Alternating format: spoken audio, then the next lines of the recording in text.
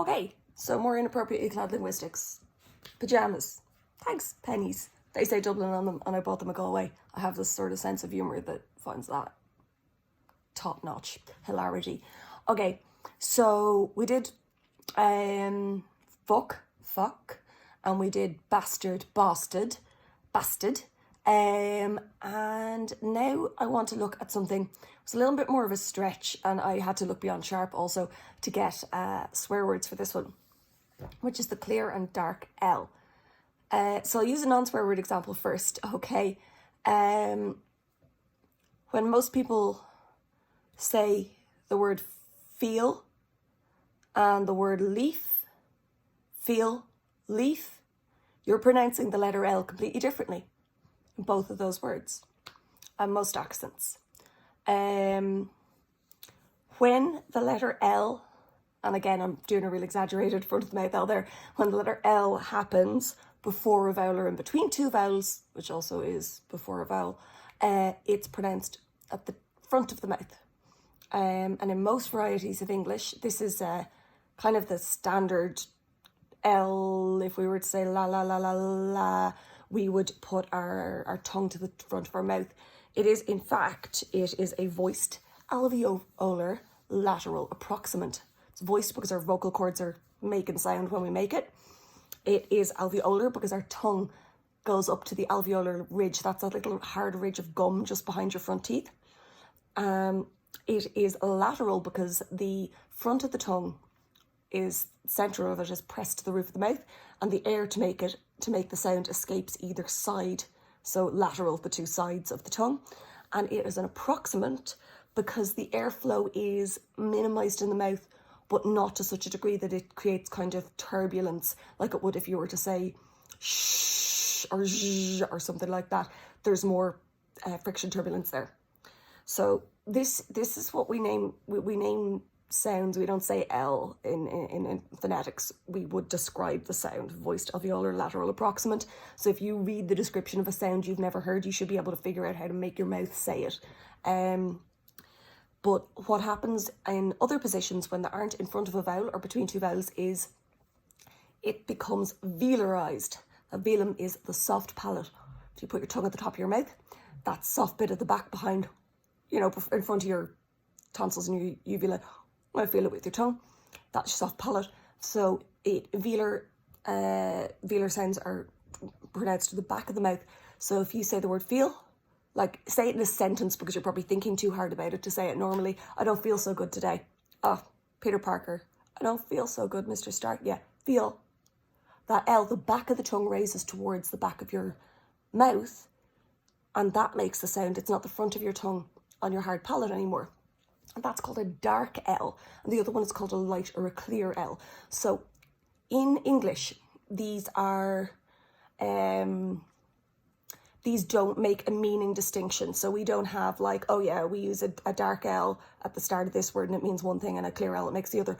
We basically can't hear that they're different unless we really pay attention, because they're not a meaningful distinction in our inventory of speech sounds. I believe that there are meaningful distinctions in Polish. Someone can correct me if they're not. Certainly the name Łukasz starts with a dark L and not a clear one. I've probably butchered that pronunciation. Polish people could beat me up later. So what this means is that if you were to call someone a pillock, that's a clear L at the front of the mouth. If you're to call them an asshole, that's usually at the back of the mouth, feeler, like I've just said it. Or in fact, if you were to call them a gowl, it would be at the back of the mouth as well. But probably not actually, because if you're calling someone a gowl, you're probably speaking Hiberno English. If you're speaking Hiberno English, you are far less likely to use a dark L. It's one of the, you can hear me doing it saying L here when it should be L. You probably will notice the distinction most clearly if you think about, say, somebody from Australia. Again, Australia, which is great for illustrating these examples. Saying the name Paul, they'll say Paul. It sounds like paw, P-A-W.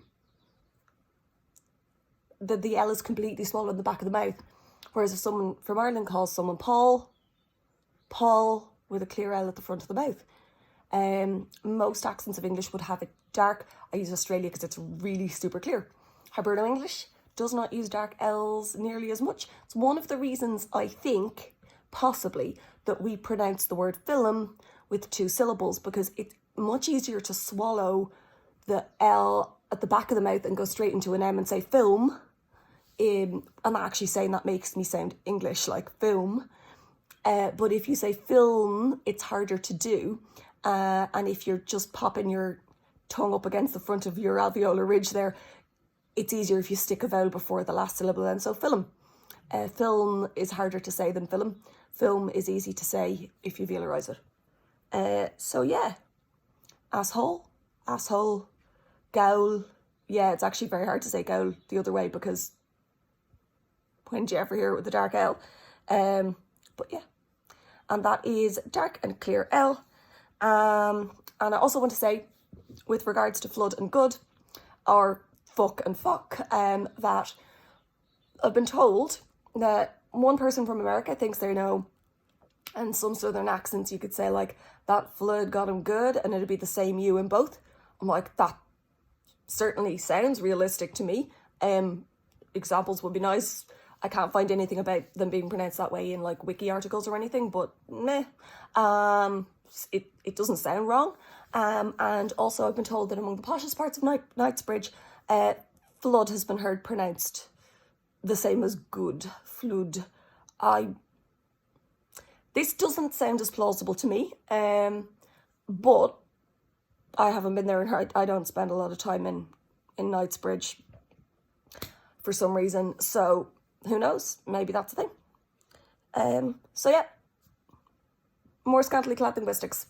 I'm not going to take the inappropriately addressed to always mean scantily clad. I could just wear a dirty hoodie next time, just warning you.